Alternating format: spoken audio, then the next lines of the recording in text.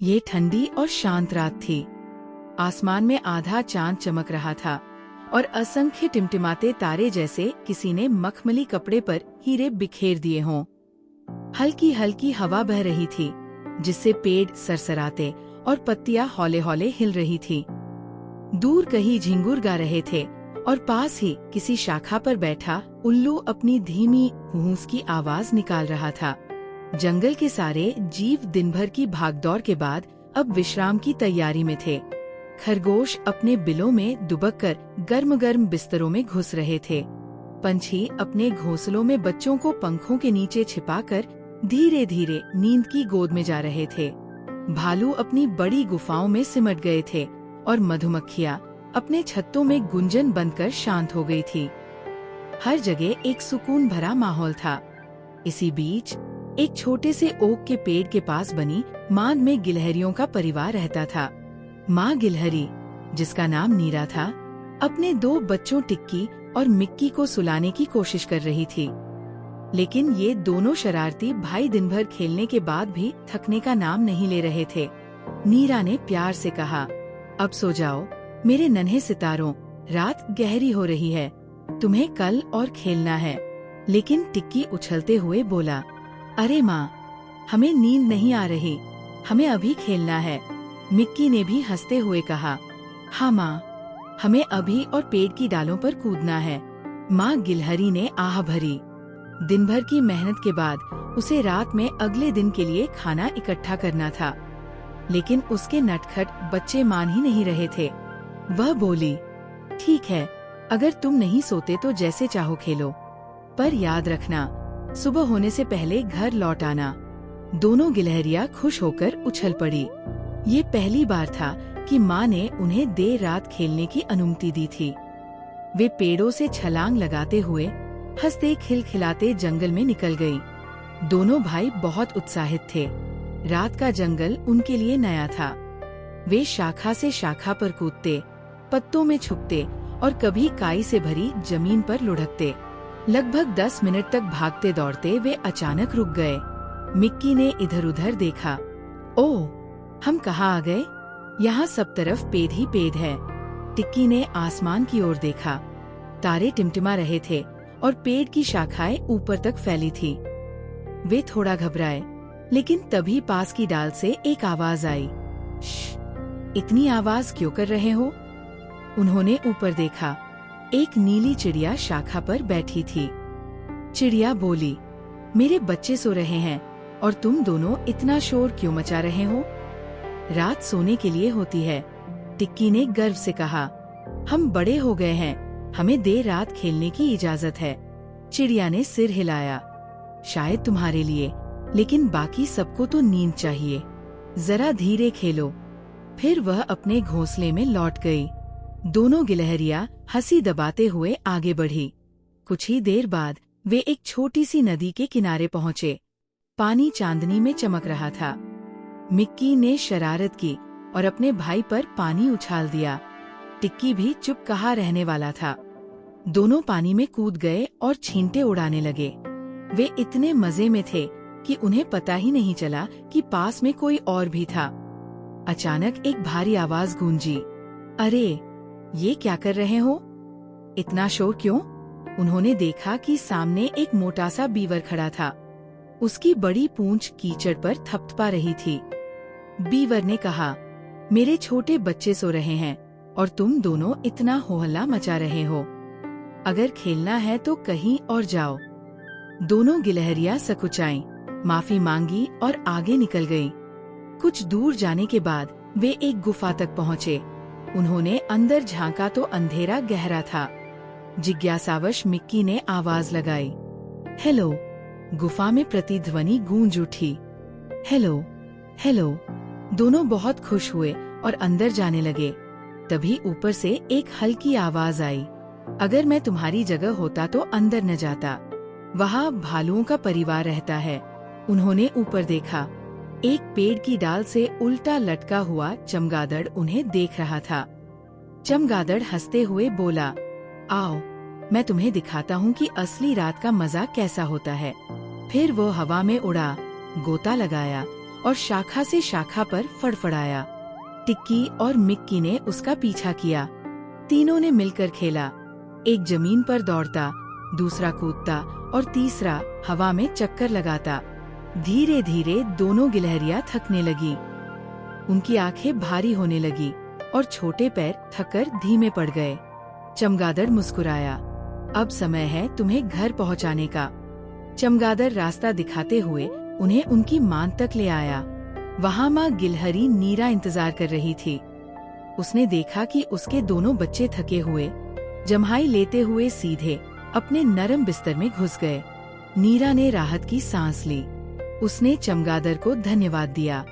चमगादड़ बोला, ये मेरा सौभाग्य था, अब ये मीठे सपनों में सोएंगे। नीरा ने अपने बच्चों को प्यार से देखा और खुद भी उनके पास सिमट कर सो गई। बाहर जंगल में चांद चमक रहा था और तारों की झिलमिलाहट सबको नींद की मीठी लोरी सुना रही थी। और जब सब सो रहे थे, धीरे धीरे आसमान से सपनों की आत्माएं उतर आईं। वे हर सोते हुए जीव के पास गईं, उनके हाथों को हल्के से थामा और उन्हें सपनों की जादुई दुनिया में ले गई, जहाँ रंग बिरंगे किले थे, इंद्रधनुष की नदियाँ थी और प्यारे प्यारे दोस्त इंतज। ये ठंडी और शांत रात थी। आसमान में आधा चांद चमक रहा था और असंख्य टिमटिमाते तारे जैसे किसी ने मखमली कपड़े पर हीरे बिखेर दिए हों। हल्की हल्की हवा बह रही थी, जिससे पेड़ सरसराते और पत्तियां हौले हौले हिल रही थी। दूर कहीं झिंगुर गा रहे थे और पास ही किसी शाखा पर बैठा उल्लू अपनी धीमी हुंस की आवाज निकाल रहा था। जंगल के सारे जीव दिन भर की भागदौड़ के बाद अब विश्राम की तैयारी में थे। खरगोश अपने बिलों में दुबककर गर्म गर्म बिस्तरों में घुस रहे थे। पंछी अपने घोंसलों में बच्चों को पंखों के नीचे छिपाकर धीरे धीरे नींद की गोद में जा रहे थे। भालू अपनी बड़ी गुफाओं में सिमट गए थे और मधुमक्खियाँ अपने छत्तों में गुंजन बनकर शांत हो गई थी। हर जगह एक सुकून भरा माहौल था। इसी बीच एक छोटे से ओक के पेड़ के पास बनी मांद में गिलहरियों का परिवार रहता था। माँ गिलहरी, जिसका नाम नीरा था, अपने दो बच्चों टिक्की और मिक्की को सुलाने की कोशिश कर रही थी। लेकिन ये दोनों शरारती भाई दिन भर खेलने के बाद भी थकने का नाम नहीं ले रहे थे। नीरा ने प्यार से कहा, अब सो जाओ मेरे नन्हे सितारों, रात गहरी हो रही है, तुम्हें कल और खेलना है। लेकिन टिक्की उछलते हुए बोला, अरे माँ, हमें नींद नहीं आ रही, हमें अभी खेलना है। मिक्की ने भी हंसते हुए कहा, हाँ माँ, हमें अभी और पेड़ की डालों पर कूदना है। माँ गिलहरी ने आह भरी। दिन भर की मेहनत के बाद उसे रात में अगले दिन के लिए खाना इकट्ठा करना था, लेकिन उसके नटखट बच्चे मान ही नहीं रहे थे। वह बोली, ठीक है, अगर तुम नहीं सोते तो जैसे चाहो खेलो, पर याद रखना सुबह होने से पहले घर लौट आना। दोनों गिलहरियां खुश होकर उछल पड़ी। ये पहली बार था कि माँ ने उन्हें देर रात खेलने की अनुमति दी थी। वे पेड़ों से छलांग लगाते हुए हंसते खिलखिलाते जंगल में निकल गईं। दोनों भाई बहुत उत्साहित थे। रात का जंगल उनके लिए नया था। वे शाखा से शाखा पर कूदते, पत्तों में छुपते और कभी काई से भरी जमीन पर लुढ़कते। लगभग 10 मिनट तक भागते दौड़ते वे अचानक रुक गए। मिक्की ने इधर उधर देखा। ओह, हम कहाँ आ गए? यहाँ सब तरफ पेड़ ही पेड़ है। टिक्की ने आसमान की ओर देखा। तारे टिमटिमा रहे थे और पेड़ की शाखाएं ऊपर तक फैली थी। वे थोड़ा घबराए, लेकिन तभी पास की डाल से एक आवाज आई। श्श, इतनी आवाज क्यों कर रहे हो? उन्होंने ऊपर देखा। एक नीली चिड़िया शाखा पर बैठी थी। चिड़िया बोली, मेरे बच्चे सो रहे हैं और तुम दोनों इतना शोर क्यों मचा रहे हो?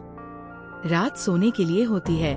टिक्की ने गर्व से कहा, हम बड़े हो गए हैं, हमें देर रात खेलने की इजाजत है। चिड़िया ने सिर हिलाया, शायद तुम्हारे लिए, लेकिन बाकी सबको तो नींद चाहिए। जरा धीरे खेलो। फिर वह अपने घोंसले में लौट गई। दोनों गिलहरियां हंसी दबाते हुए आगे बढ़ी। कुछ ही देर बाद वे एक छोटी सी नदी के किनारे पहुँचे। पानी चांदनी में चमक रहा था। मिक्की ने शरारत की और अपने भाई पर पानी उछाल दिया। टिक्की भी चुप कहाँ रहने वाला था।